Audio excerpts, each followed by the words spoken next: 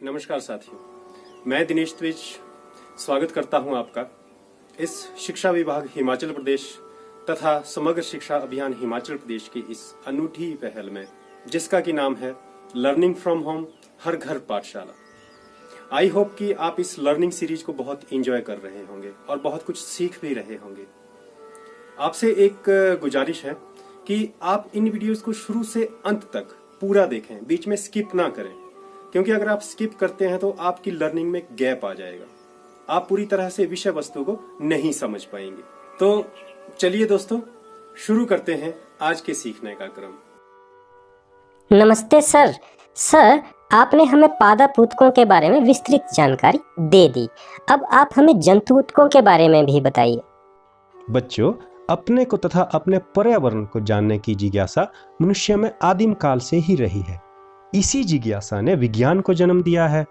हम मनुष्य जीवित रहने के लिए बहुत सारी जैव प्रक्रियाएं करते हैं, जैसे कि पाचन, श्वसन, उत्सर्जन, गति आदि। ये सारी जैव प्रक्रियाओं के उदाहरण हैं।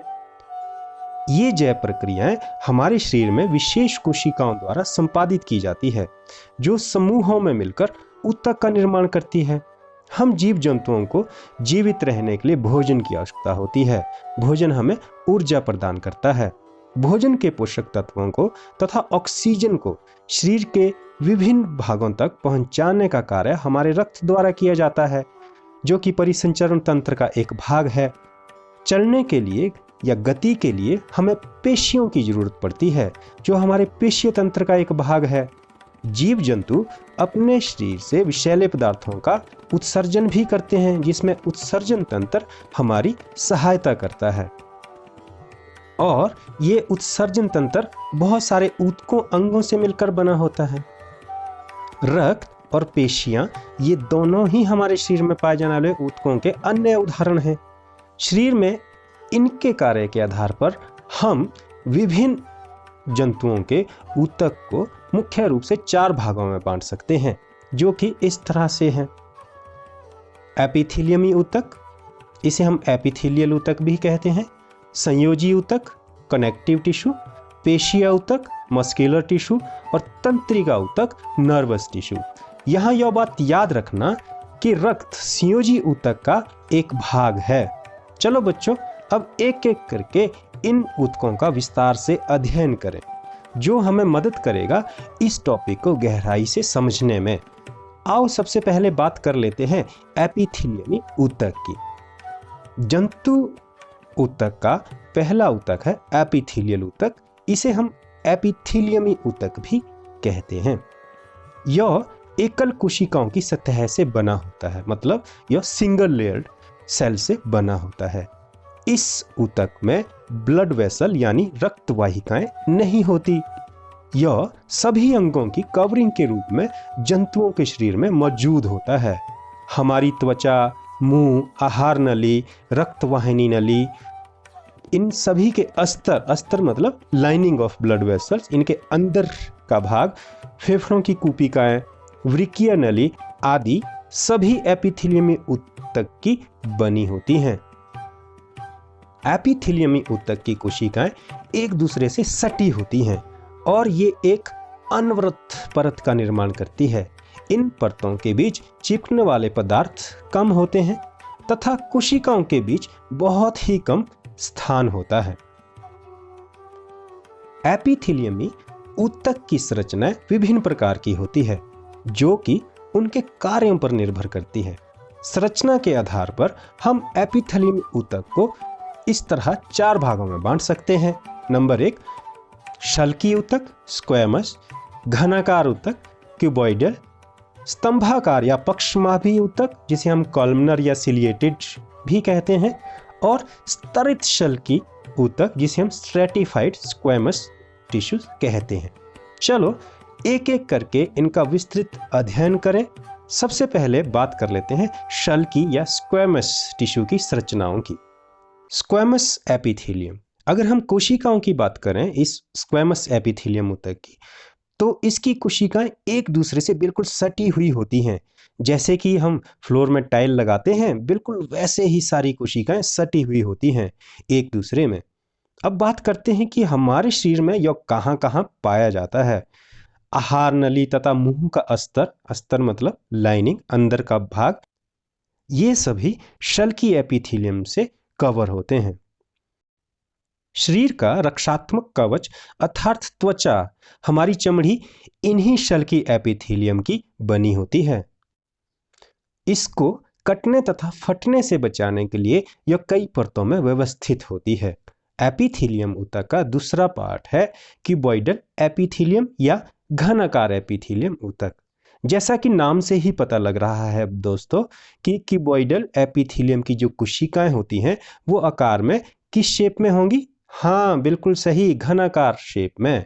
अगर हम बात करें कि यह कहाँ पाया जाता है तो वृक्क, थायराइड वेसिकल और ग्लैंड्स में यानी ग्रंथियों में पाया जाता है। ग्लैंड्स के उदाहरण हैं हमारी लार ग्रंथियां, हमारे स्वेट ग्लैंड्स जिनसे पसीना निकलता है। बड़ी क्लासेस में आप इनके बारे में विस्तार से अध्ययन करोगे। जो घनाकार एपिथेलियम है ये हमें यांत्रिक सहायता भी प्रदान करता है। आओ अब हम तीसरे टाइप की संरचना की बात समझें।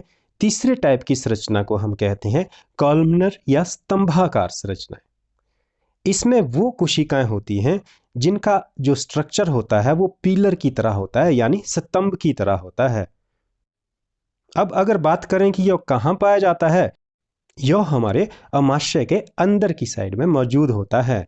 यह हमारे अमाशय के अंदर की लाइनिंग अस्तर का निर्माण करता है। हमारी छोटी आंत तथा बड़ी आंत भी इसी स्तंभाकार एपिथेलियम की बनी होती है। इनके सरफेस पे धागानुमा संरचनाएं होती हैं जिन्हें हम पक्षमाभ या सीलिया कहते हैं। ये पक्षमाभ या सीलिया गति कर सकते हैं। इन पक्षमाभ या सीलिया के मौजूद होने के कारण ही हम इस एपिथेलियम ऊतक को पक्षमाभी स्तंभाकार एपिथेलियम ऊतक भी कहते हैं। आओ अब बात कर लेते हैं अंतिम ऊतक की, जिसका की नाम है स्तरित शल्की यानी स्ट्रेटिफाइड स्क्वैमस। शल्की एपिथेलियमी ऊतक जब कई लेयर में, कई सतहों में अरेंज होता है तब हम उसे स्ट्रेटिफाइड स्क्वैमस एपिथेलियम ऊतक कहते हैं। चलो बात कर लेते हैं कि यह हमारे शरीर में कहाँ पाया जाता है। यह आहार नली तथा गर्भाशय में पाया जाता है। तो इस वीडियो में दोस्तों हमने पहले जंतु ऊतक के बारे में एक विस्तृत जानकारी प्राप्त की, जिसका के नाम है एपिथेलियल या एपिथेलियमी ऊतक। आई होप कि आपको जंतु ऊतक के कॉन्सेप्ट की समझ को गहरा बनाने के लिए इस वीडियो ने आपकी हेल्प करी होगी। प्यारे दोस्तों, जब भी हम कोई कॉन्सेप्ट समझें, पढ़ें, तो साथ साथ में आप अपनी पाठ्य पुस्तक से भी उस टॉपिक का अध्ययन करते रहें। जो बातें आपको समझ नहीं आती हैं या समझ नहीं आई उसे कमेंट बॉक्स में लिख दें ताकि हम मदद कर सकें आपके कन्फ्यूजन को दूर करने की।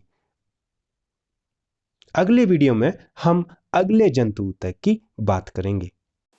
चलो दोस्तों, अब इस बारे में भी बात कर लें कि हम लोगों ने अब तक सीखा क्या। एक बार फिर से अब तक की गई बातों का रिवीजन कर लें। रिवीजन हमारे माइंड में कॉन्सेप्ट की समझ को गहरा करने में बहुत हेल्प करता है। रिवीजन की मदद से ही हम सीखे हुए कॉन्सेप्ट की समझ को और गहरा कर सकते हैं। तो आइए एक बार सभी चीजों का रिकैप कर लें, रिवीजन कर लें। चलो अब होमवर्क की बात कर लेते हैं।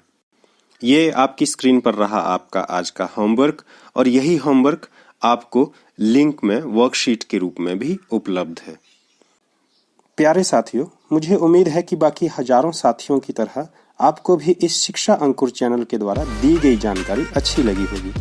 अगर आपको मेरा प्रयास पसंद आया हो तो जरूर सब्सक्राइब करें इस शिक्षा अंकुर चैनल को, और हाँ, बेल आइकन प्रेस करना ना भूलें ताकि नई नई नोटिफिकेशन आपको मिलती रहे। धन्यवाद।